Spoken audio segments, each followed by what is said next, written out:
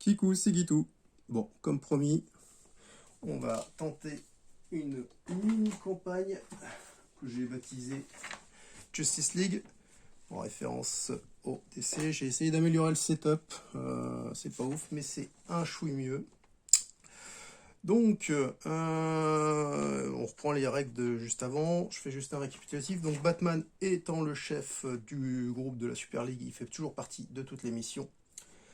Il y a toujours des armes épiques. J'ai rajouté deux trois petites armes un peu drôles, notamment la batte clouettée, l'Evil Twin et la mash shotgun.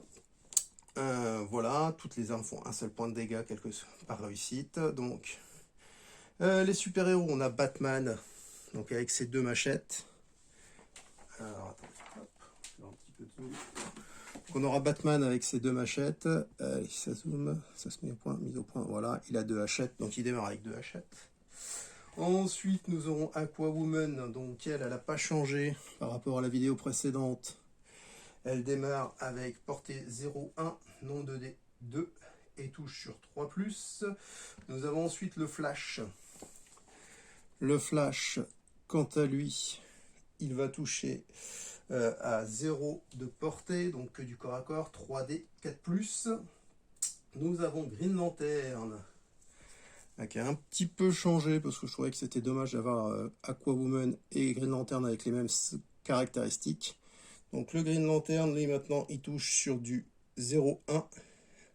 Il lance 3D et c'est sur du 4+. Voilà, et je rajoute Cyborg à la team. Cyborg, qui est ici. Voilà, fait penser énormément à Iron Man. Qui lui touche donc sur une distance 0 à 2, 3D 4+. Voilà, donc je commence avec ces 5 là qui sont plutôt d'un alignement bon. Éventuellement, si je perds des persos, ou au fur et à mesure de la campagne, je sais pas, je rajouterai peut-être, j'ai deux autres personnages, Ares et Doomsday, mais qui sont en alignement mauvais, donc pour l'instant je les intègre pas à la ligne. Donc, j'ajoute une petite nouveauté. Si on doit le voir à l'écran, j'ai rajouté des cartes ici qui sont des cartes de compétences qui interviennent quand le super-héros arrive dans la zone rouge, c'est-à-dire au bout de son 43e point d'adrénaline. Donc pour Batman, ça change rien. Pour Aquawoman, les zombivants ne peuvent effectuer qu'une action de déplacement par tour, sachant que les zombivants ont deux actions. Normalement, donc au lieu de se déplacer de 2, ils peuvent se déplacer que d'un. Par contre, ils peuvent se déplacer d'un et toucher. Le Flash, à la fin de son activation, il gagne une carte d'action d'équipe de déplacement. S'il n'a effectué que des actions de déplacement durant son tour. Green Lantern, chaque carte zombie génère 2 zombies en moins. Hors Abomination et Zombivant, bien entendu. Et Cyborg, il ignore les murs quand il se déplace. Alors j'ai rien inventé, c'est grosso modo les compétences si on utilise ces super-héros là en mode Abomination. Voilà, donc toujours le système où j'ajoute un dé par tour pour avoir des dés bonus avec un maximum de 4. Voilà. J'ai changé un petit peu l'ordre de priorité parce que c'était pas très cohérent. Et j'ai changé aussi le nombre de points que l'on gagne quand on tue un zombie. Donc, ordre de priorité, que ce soit mêlée ou à distance, ça va être du zombivant, ça va être en premier. Premier zombivant rapporte 5 points d'adrénaline. L'abomination toxique et l'abomination berserker qui rapportent chacun 3 points d'adrénaline.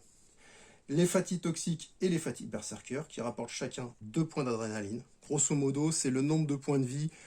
Un point de vie vaut un point d'adrénaline. Et ensuite, on a les runners toxiques, les runners berserker, les walkers toxiques et les walkers berserker qui rapportent un seul point d'adrénaline. Le principe, c'est de dire, plus la menace est grande, les super-héros vont se focaliser sur la plus grosse menace plutôt que sur la plus petite. Les zombies vont 5 points de vie et disposent de 2 actions. Donc voilà, tous les zombies gagnent une activation supplémentaire en cas de rupture de figurine. Ça, on l'a déjà fait. Ah oui, ça, je ne l'ai pas fait la fois dernière. Quand j'active, j'avais dit que quand j'activais une carte d'action d'équipe, fallait que je dépense mon dé de mon statut de dé bonus. Voilà. Et donc, on va commencer par la mission M10, qui est normalement une mission facile. Alors, l'idée, ça va être de faire la M10, la M9, la M16 et la M7.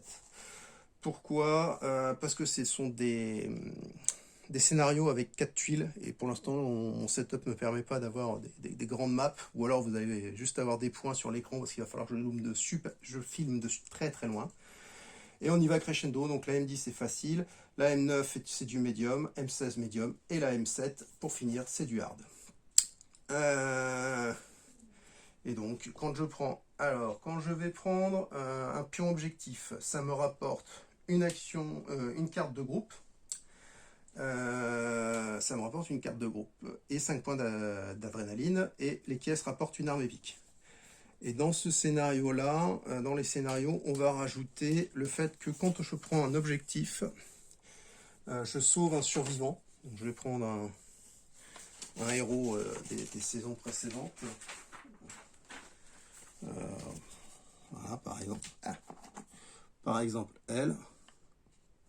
Donc la fille de manière... Ah, j'arrive pas à zoomer, tant pis. J'aurais pas dû prendre une jaune. Allez, on va prendre une couleur un peu plus terne. Voilà. Donc ça, ce serait quelqu'un qui aurait survécu. Donc quand je prends l'objectif, je génère la figue. Les zombies peuvent les bouffer, première chose. Et deuxième chose, si je dis n'importe quoi, si c'est Batman qui l'a sauvé, à chaque fois que Batman se déplace, son survivant le suit, et ainsi de suite. Voilà, c'est aussi simple que ça. L'idée, c'est d'essayer de protéger un peu les survivants, les survivants humains, et donc ils vont suivre leur super-héros. Voilà. Alors je sais pas, est-ce que après, je réfléchis à voix haute, est-ce que ce serait pas aussi intéressant de les mettre directement sur la carte du joueur, et je sais pas. On va voir si ça fait pas trop chargé. Voilà. Donc scénario M10, on arrive ici, zone de spawn, comme vous pouvez le voir. On a 4 objectifs, 4 caisses. Petite modif par rapport au premier scénario, au scénario d'origine. J'ai interverti le pion objectif et le pion caisse d'armes épiques. Pourquoi? Parce que je trouvais ça un peu trop aléatoire de générer un survivant ici, sachant que je vais spawner un zombie. Là, j'ai quand même une case d'écart. Donc voilà, ça me paraissait plus cohérent que un survivant n'apparaisse pas dans une zone où il va y avoir des zombies. Et normalement, quand on a ouvert tout et qu'on a tout pris, le scénario se termine. Ce que j'ai rajouté, donc j'ai rajouté... Qu'est-ce que j'en ai fait? Je ne l'ai pas rajouté. Non, oui, j'avais prévu de le rajouter, je ne l'ai pas rajouté. J'ai mis une carte sortie ici. J'avais pensé mettre une porte ici, mais ça casse la game. Là, ça veut dire qu'à un moment, il va falloir ressortir ici, passer sur la dernière zone de spawn pour pouvoir sortir. Donc, il sera peut-être pas si évident qu'il en a l'air. Ce coup-ci, on démarre avec 5 survivants. Donc, voilà. Voilà pour le setup de cette partie que je vais avoir le plaisir de lancer. Là, j'ai pas mis les cartes. Je vais refaire des petites cartes pour pouvoir me rappeler exactement de quelles sont les compétences de chacun en termes de portée, en termes de dégâts et en termes de jet de dés. Voilà. Et ben, je vous remercie et je vous dis à tout de suite bientôt.